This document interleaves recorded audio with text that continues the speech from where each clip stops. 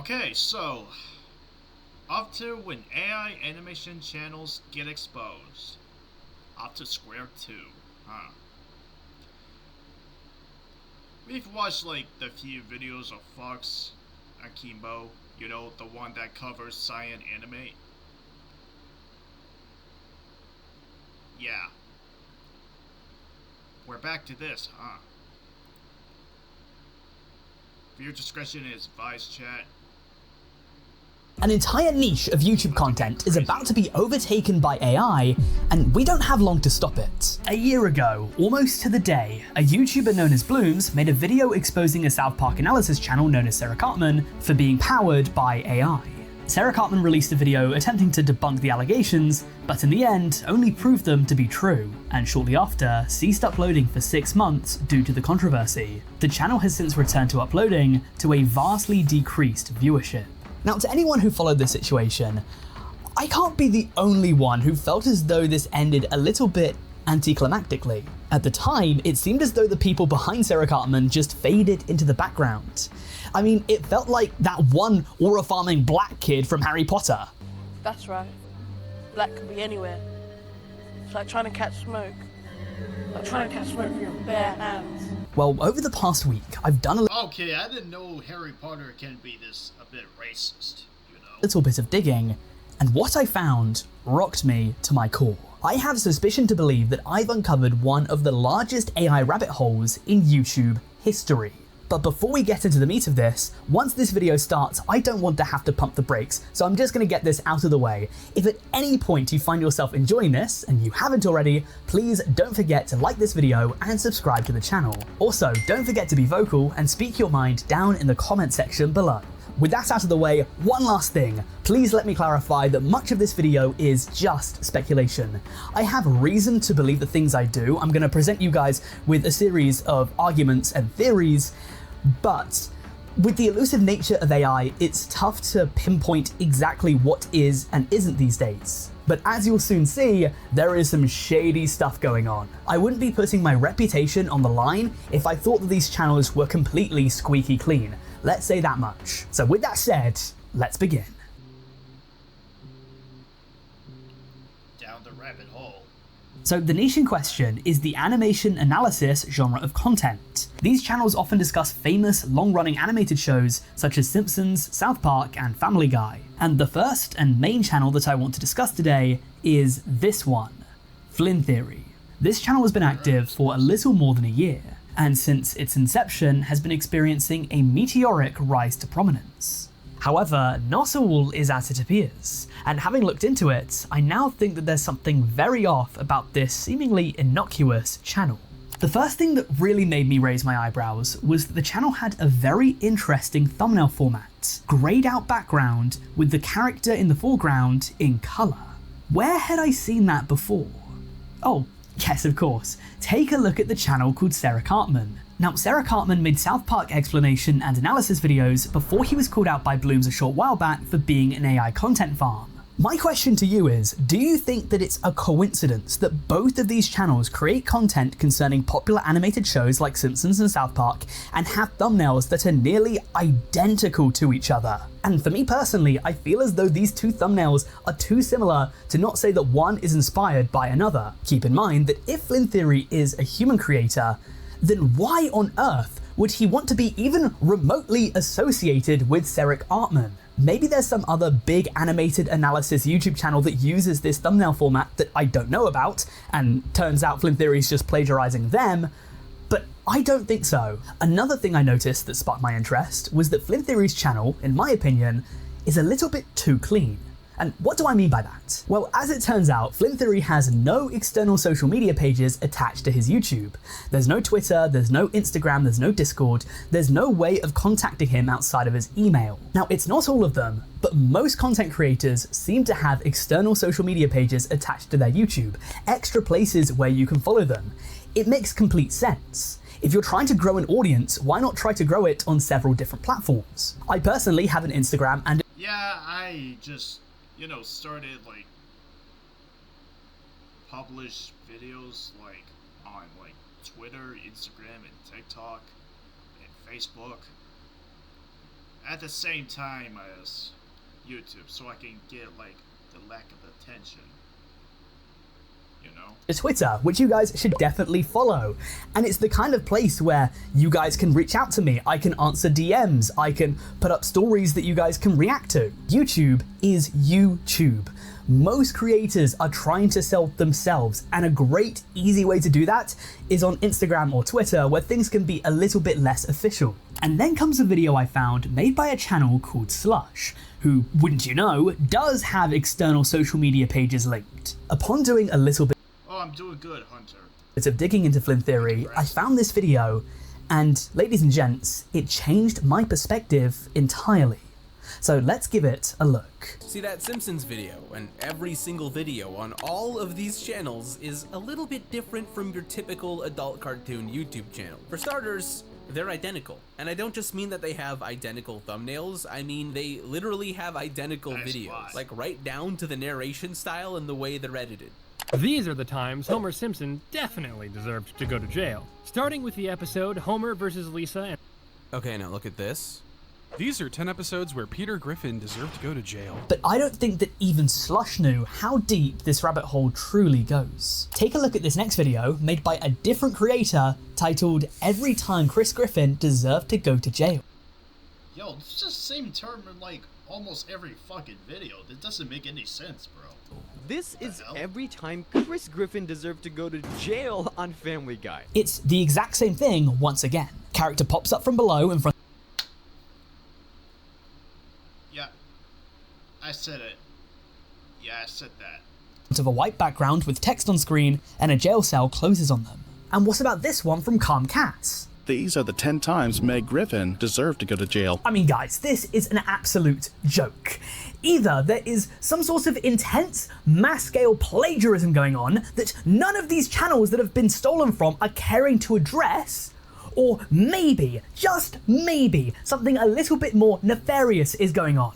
Playing these clips side by side, they have different narrators and they're on different channels. Okay, so you would think that they should be completely unique and distinct. I don't know about to you guys, but to me, this seems like trying to cheat off your best friend's test. It's like writing down the exact same answer, but in a different order so the teacher doesn't notice. I can't say it's an exact carbon copy because it's not.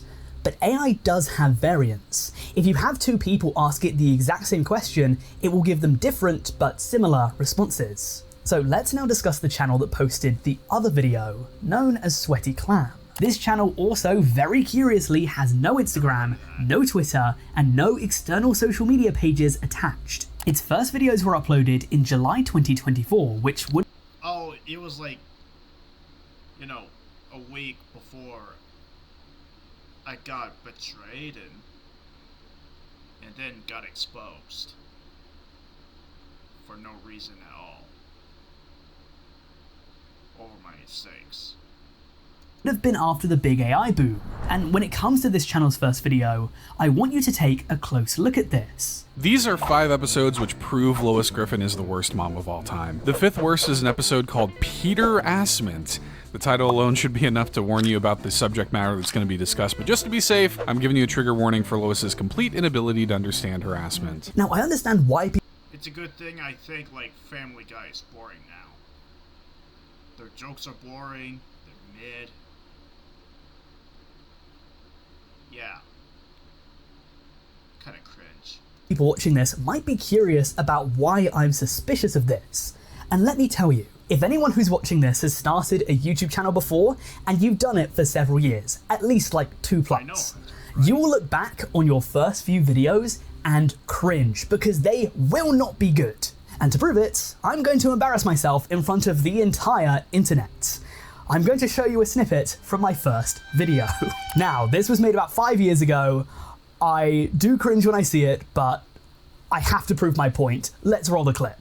With the new movie coming out in a few years, I actually hope they delve more into the character of Grandpa Joe, and whether he was actually faking it the entire time. It'd also be nice to know if he actually did coke. Okay, I'm gonna stop it right there because this is getting a bit too cringe for me. Now notice in the video, the random VHS effect that doesn't... I mean, the videos from, like,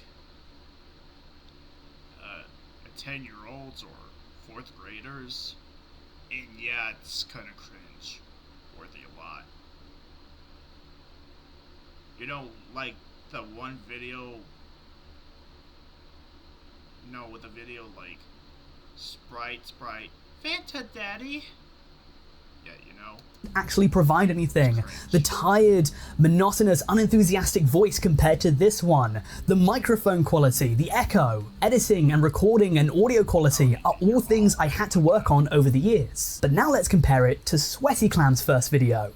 Coming in at number 4 is proof that Lois will always stand on the wrong side of history in an episode that creepily predicted the future, Hot Shots. Before we jump into Lois's terrible decision making, let's take a look at Peter's. Ladies and gentlemen, let me tell you something right now.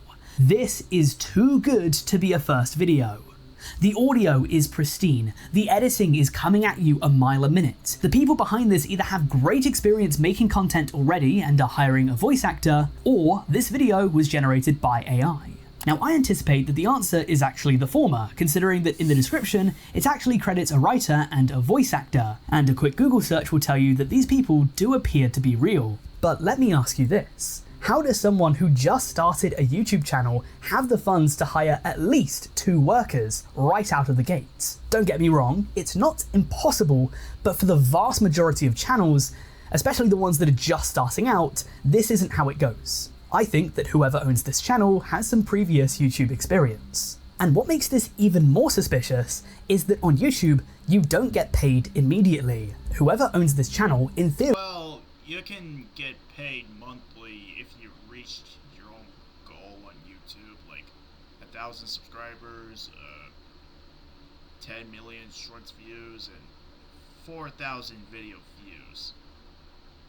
That's the goal. Would have hired these two, knowing that for the first few videos, they wouldn't be monetized. For anyone who doesn't know, when you start a YouTube channel, just because you're uploading videos does not mean you instantly get paid. First of all, you need roughly 4,000 hours of watch time and 1,000 subscribers. At least when I was doing it 5 years ago, those were the metrics. So knowing that something seemed off, I decided to dig a little bit deeper into Flynn Theory's channel, because if this was some sort of AI channel or a content farm, I knew that somewhere along the line they would slip up.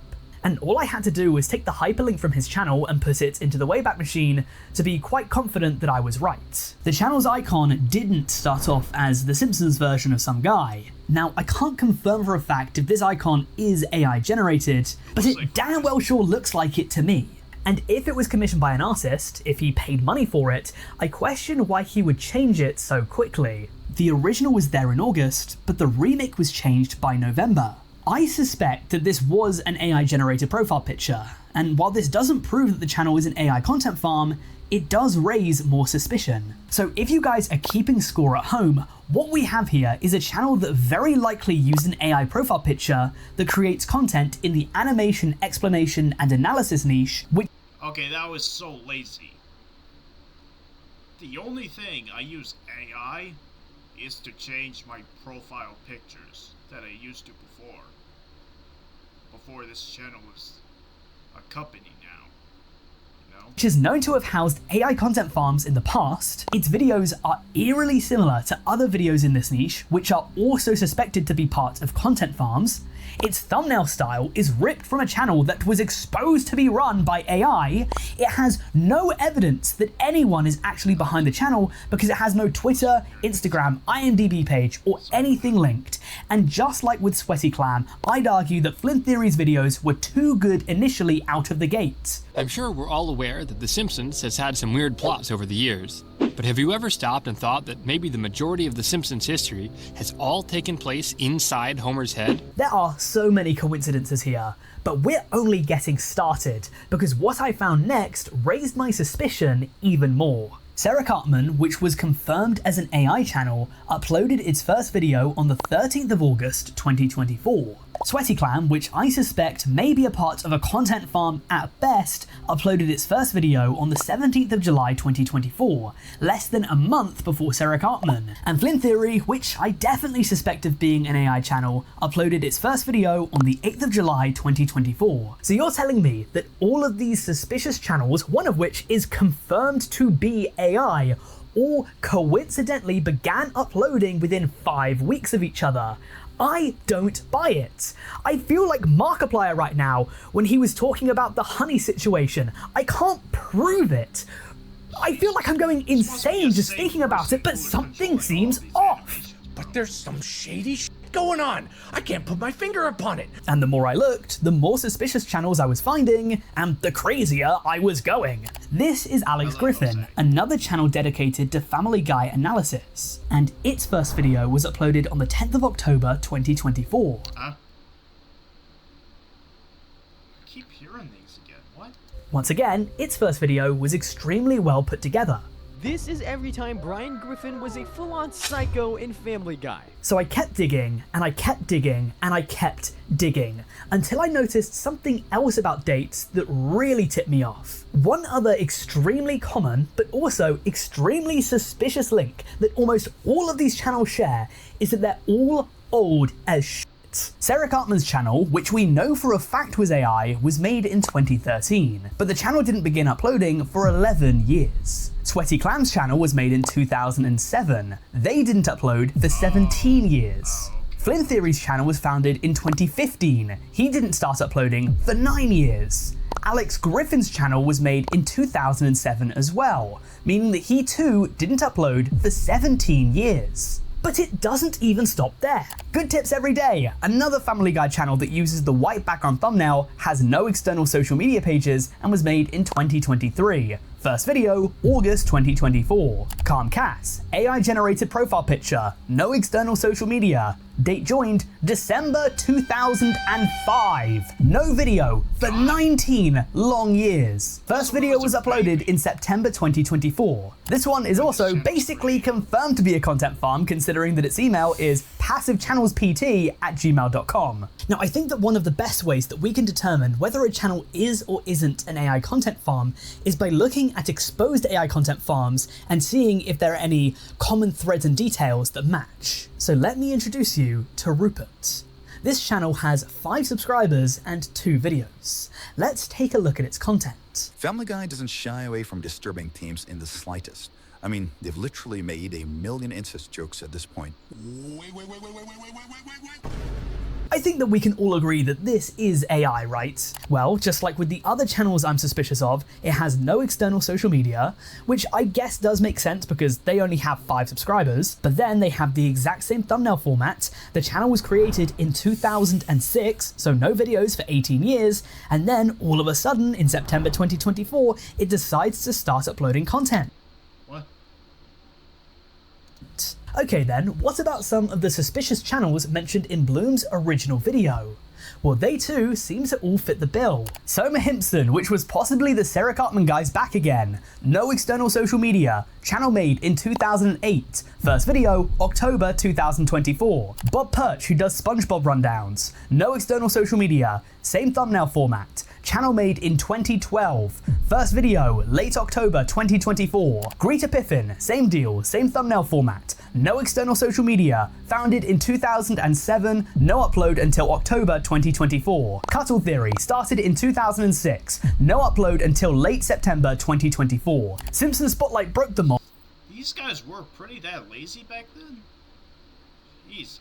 Because it was founded in October 2024 instead of the rest of these, which were like back in 2009, but it's in the exact same niche as all of these and started uploading at the exact same time as all of the rest. Now, ladies and gentlemen of the jury, am I the only one who thinks that it's an absolute statistical wonder that every single one of these channels, about a dozen of them, in total, began literally 10 to 15 years ago, and for a decade don't post anything, and all of them, every single one, coincidentally between July and October 2024, just decide, you know what, I'm going to be an adult animation reviewer now. Like, in theory, they're all acting independent of each other, so every single one of these people have the exact same idea to make the exact same videos with the exact same thumbnail formats. They've all been around for 10 plus years and all of a sudden decide to do the exact same thing at the exact same time. It makes no sense to me.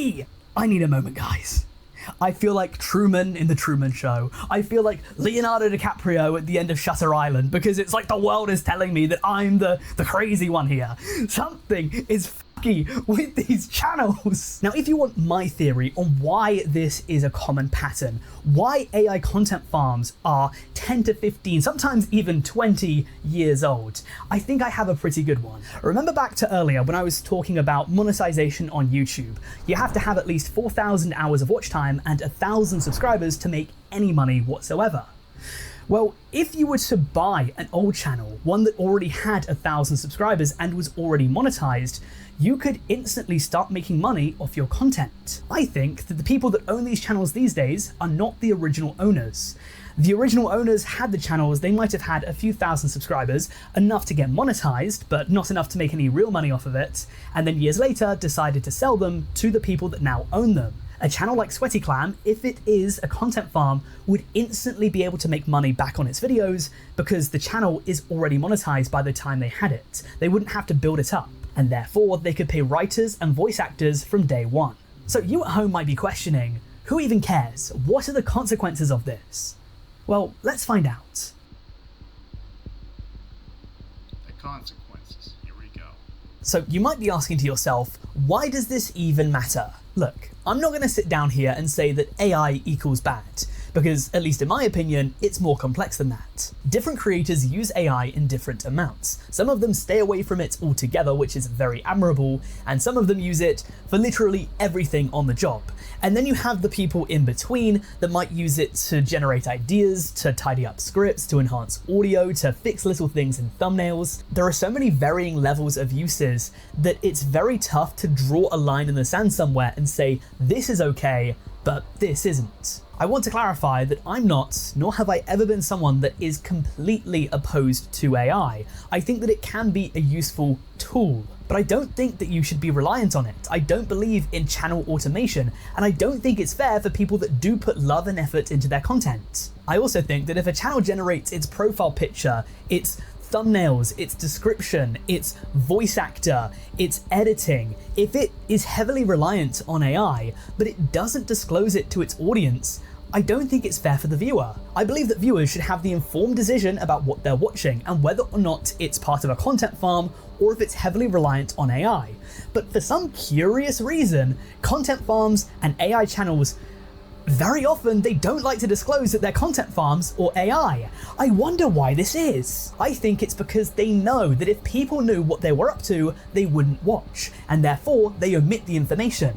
You only need to look at a channel like Sarah Cartman as an example. Prior to him getting exposed, his videos were seeing view counts consistently in the hundreds of thousands. Then he gets exposed, and when he comes back, his videos average maybe 10 to 15% of that. And that's one of the few channels that stayed the course. Essentially every single Sarah Cartman copycat sees production within a month of Bloom's video dropping. I wonder why that was. Soma Himpson's last video was released on the 18th of November. Bob Perch's final video was released on the 12th of November, and Simpson Spotlight's final video was on the 2nd of December. Several of these channels didn't even keep their content up. They straight up self-terminated. And this is because, for the majority of them, they want you to genuinely believe that they're passionate fans about the shows they're discussing, and they're not just doing it for a quick buck. It's evident to me that a lot of audience members don't want to watch content that's generated by ones and zeros. And if they ever find out that it is, they stop watching. They'd rather watch a channel that's thought out by a human being. There are real fans of Simpsons, South Park, and Family Guy out there that spend hours of their time researching, writing, recording, and editing their content. I really hope that in today's society, we're not losing our sense of fairness, because I don't think that it's fair for a channel that's heavily reliant on AI to be trouncing around like it's not. And if you're someone watching this who's anti-AI and you don't want to sleep tonight, well then you've come to the right place, because listen to this.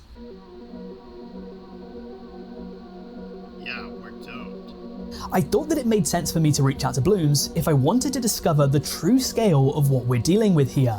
I knew that if anyone had answers after his lengthy investigation, it would be him. And what Blooms would show me would change everything. He linked me to an AI automation course on School with more than 80,000 paying members. Now this either means that 80,000 people are being taken for a ride, which, given the track record of creator courses, is definitely possible, or it tells me that this problem is on much larger of a scale than I had initially anticipated. I mean, 80,000 people is the size of a small army. Quite literally, by the way. That's more people paying for this course than Australia has in both active and reserve military personnel combined. It should be no secret then that Mr. Beast has come out to say that the rise of AI is concerning for creators. This man is probably the most knowledgeable human when it comes to YouTube on planet Earth. Think of the sheer amount of time he spent studying data and analytics about what, how, and why we watch content. What do you think he knows that we don't? I'll tell you something right now, if he's the one talking about it, I for one am going to listen. I mean, what do you guys think about this? What do you think that we can do about this? Do you think there's even a solution? Let me know down in the comment section below. And if you guys are suspicious of any other channels, then definitely let me know down in the comments, and maybe we'll look into them for a future video. But I hope you guys can see that based on all of the information that I've gathered for this video, there are just too many little copies, coincidences, and similarities for me to believe that this is pure luck. And speaking of similarities, if you guys want to check out another video of mine, then Alright, so this video's done.